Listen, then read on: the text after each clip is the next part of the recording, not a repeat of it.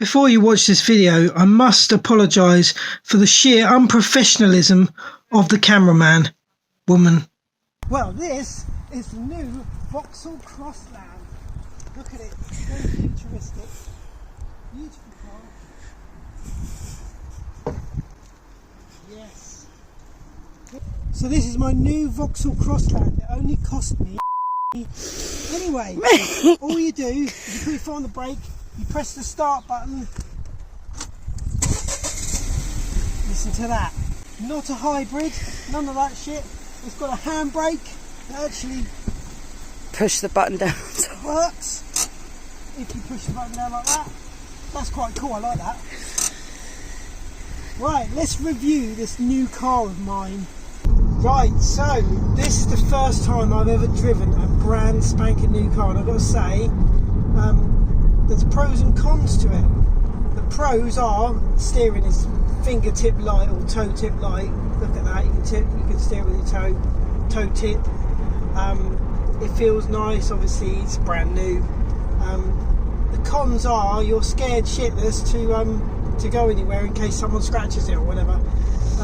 So yeah, it's I like having old bangers because you know they are a bit heavier to drive, but you can just drive them anywhere and not worry about it. But this is a nice little car to drive, and I don't know if I'm going to keep this one or not because it's lovely, but I don't really like the engine. It's a 3-cylinder engine.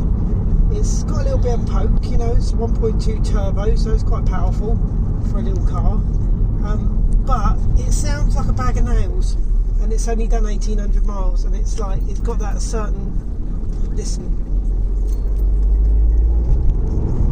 couldn't hear it then, but yeah, it's a 3-cylinder engine, so it just sounds weird. It's not bad though. I don't think it's quite as powerful as the Golf, but it's pretty torquey for a tiny engine, which is surprising for a petrol because petrols don't really have torque. The turbo makes up for it. It's not a hybrid though, so it will cost you a little bit more in fuel, but then you haven't got to worry about the battery or any of that shit. So it's probably quite a good little car for most people. It's a high up ride, which is nice. It's sort of a little bit of a firm ride though, firmer than I imagined a new car to be, and it dances about a little bit, but I think that's because it's a crossover and it's on stilts. It's a bit raised up, the suspension. To look at, it's fucking ugly. I'm sorry, but it's a little bit on the ugly side. I like the colour. The colour's nice, but the actual car I wouldn't go for, like, looks wise.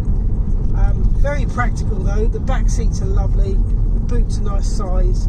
In here is lovely and simple, like you've got everything you need, cup holders, little bins and shit and everything else that you need. I've even got an armrest, look, for my arm, for my elbow to go on. The handbrake's quite cool with a little button on the top, I like that. The gear stick's nice, it hasn't got a button on it. It's got all the bits you need, all accessible and easy to get to.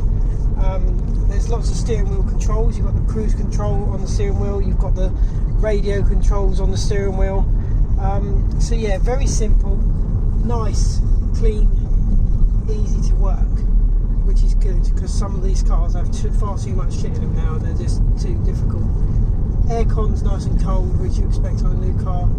Seems to be quite good, it's all automatic. Nice little sat nav that you can just put on to show you where you're going or where you are, which is quite nice. It's just nice to drive along, sort of glance and go, oh yeah, there I am, even though I already knew. But I quite like that. Speedo, digital and analog, which is nice. Auto wipers are on auto, but they're not wiping yet and it's wet, so let's wait and see what happens there. I found driving down with it on auto, the rain did come down a bit. The faster I went, the faster the wipers went. Yeah, they do, yeah. Well, even my Golf does that. And my van does that. My DS doesn't. Yeah, my van does that. If you had the choice of driving this as your everyday car or my DS. It's my everyday car? Yeah. For pure economy wise, I would think this would be cheaper to run. like driving DS though. It's a nice drive. But I think this would be more economical. So I don't know. With the size of easier with get the kids in the back of this one, isn't it? Yeah. Yeah. So I don't know how reliable and that these are though. Actually, I don't know what engine it is. We know mine's a BMW engine, don't we? This is a Peugeot. This is a Peugeot, Citroen, Vauxhall, fucking GM. They all share the same engines, don't they? Unfortunately. So it's probably, yeah. I don't know. Actually, we'll have to look. It's got an intercooler though. It's actually quite nippy for its size, isn't it? Yeah. I wouldn't say it's probably far off yours. I don't know because I haven't had a chance to try it yet. Yeah, see that sounds horrible, doesn't it? It's just like revs his bollocks off and doesn't go very quick. Got half a V6 in this. It does feel a bit plasticky, doesn't it?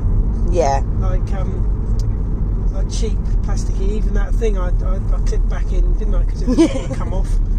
1,800 mile car and a bit of plastic trim had already fallen off. So, you know, this is like plastic. The Alcantara seats are nice, but plastic is yeah, it's not great. But it's, you know, at 22 grand, cars aren't cheap anymore. I remember when you could buy a car for 5 grand new.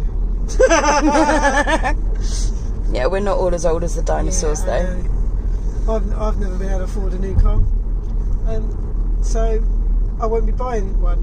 So this puts this out of my price range, which is quite a good thing because I don't want one anyway. But it's been a nice experience of driving a new car, driving new things. So we're driving new things. Watch the alloys because they will cost a bomb to get replaced, refurbished. Very nice, guys, to be given the experience of driving a new car. Thank you very much to EJ for letting me drive a new car. You posh bastard. And I hope my slating of your new car hasn't been too. No, I didn't slate it. It's okay, but it's not for me. You know, I'm just not into new cars. You're just not into anything that doesn't need any work doing. No, I like not doing work. But if I was given the choice between this new car and that Golf, it'd be that Golf. Weirdly, it would. And the horn sounds better in the Golf as well. Thanks, guys. Thanks for watching.